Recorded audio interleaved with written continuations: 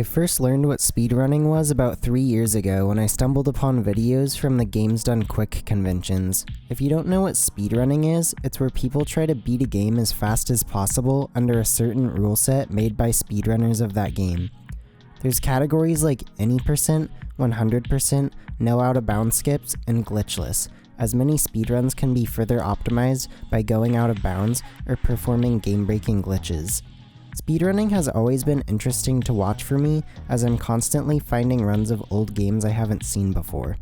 It's also just super satisfying seeing a game being beaten as fast as possible.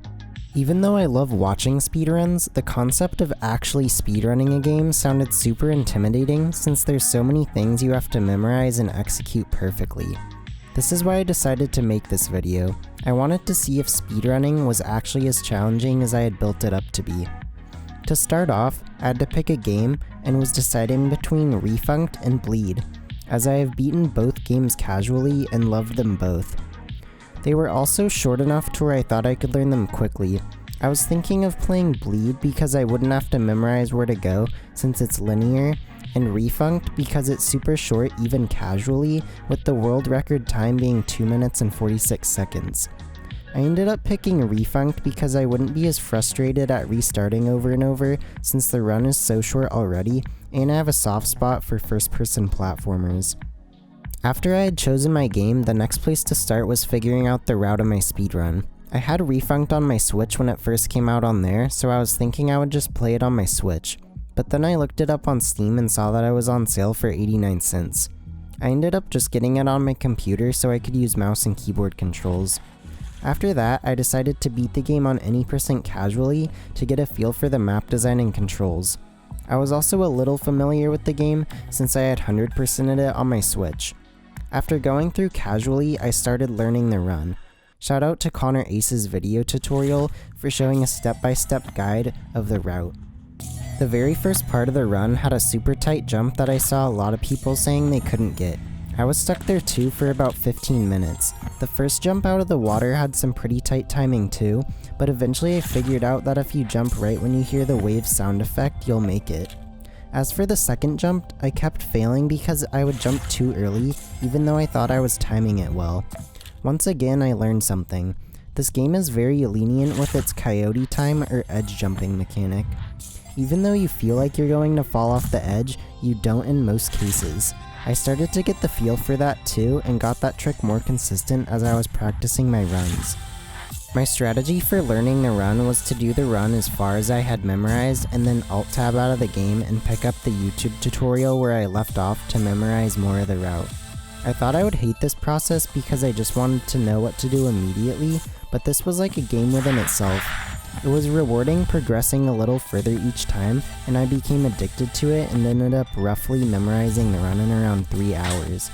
I say roughly because sometimes I'd forget where to go for a split second or turn the wrong way and have to correct myself before continuing. The process of learning the run was super gratifying because moves that I knew existed in the game but had no use for in my casual playthrough were finally becoming useful in my speedrun. There's this one section early on that has you chain a super slide into a super jump by using the rising platform's momentum to boost you up to the button. Learning little tricks like that really makes you feel fast, which is definitely the hook of speedrunning. Gotta go fast. The next hard trick in the run comes with the pipe jump. This trick was pretty hard at first as I kept falling in the water, but became easier over time as I was using the same coyote time edge jump from the first part of the run here. I also found that if you jump towards the middle of the pipe, you didn't have to jump as far. Sure, you lose a little time, but it helps people learning the run get the trick while still learning the timing of their jump. The next trick was definitely the hardest part in the run for me. You have to wall jump off the side of one wall and then barely make it around the corner of another wall and then corner jump off of that onto a ledge with the button. I practiced this trick alone for around 20 minutes and only got it a handful of times. I was considering skipping this trick because I was so bad and inconsistent at it, but eventually found out I was doing it wrong. I was holding forward while looking parallel to the wall, which is correct, but I wasn't holding forward and sideways at the same time. I was shooting too far out from the wall so I couldn't get back in time for the corner jump. After figuring that out, I was immediately able to land the trick about 75% of the time, and then I got it super consistent and can do it nearly every time now. The next trick was doing a wall jump and then slow turning to keep your momentum to go onto a rising platform to get to the button right before the platform gets too high. I struggled with this trick too for a while, since I kept jumping too late for the wall jump and going too far onto the first button, so I didn't have time to catch the rising platform and hit the second button. I ended up figuring out the approach and line I had to take and started getting that trick more consistent too.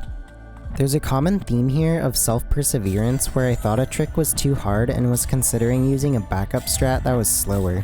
A lot of these tricks just have little tiny things you have to change in order to start getting them more consistent. If you're learning speedrunning, I'd recommend sticking it out and learning the strats and route that you want to go for. It felt way more gratifying in the end when I landed all those tricks in a single run, when I had previously only gotten them a handful of times. The rest of the run from there is just a lot of route optimization with some pretty easy slides and jumps, with a few super jumps in there that a lot of people said were hard, but I didn't find them to be that difficult because of how much I had already gotten used to them from the first part of the run. This just goes to show that different people have different skills and challenges in speedrunning and struggle with different things in the run. The very last section of the run screwed me up a few times as I was on pace for a good run and then I messed up wall jumping between the two towers.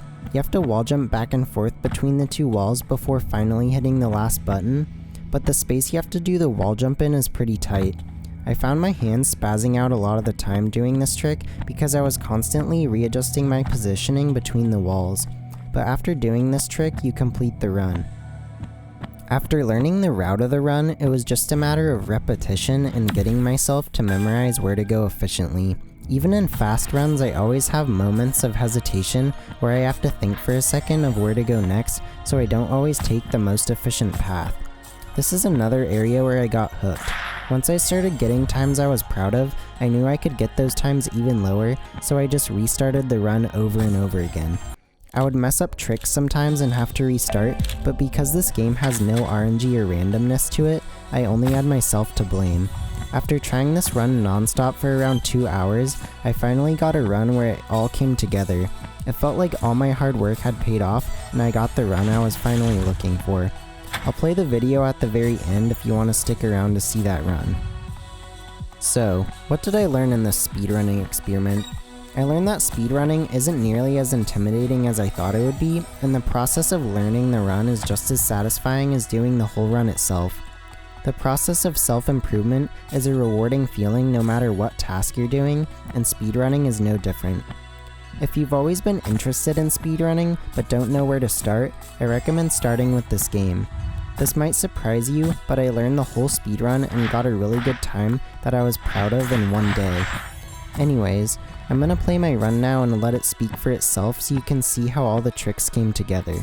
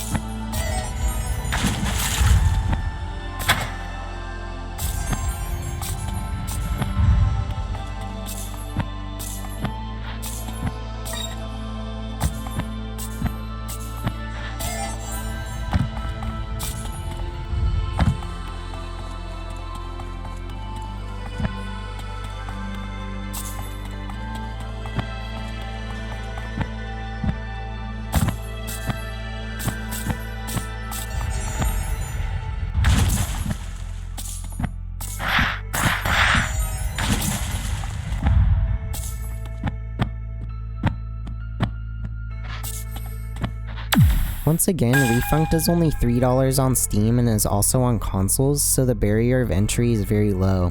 The run is super short and you can still complete a run relatively quickly as long as you learn the route. There's tons of videos to reference that can help you. I'll have Connor Ace's video linked in the description so you can watch the same guide that I used. Thanks for watching, and if you liked the video, make sure to like and subscribe so you can see all my latest videos when they come out.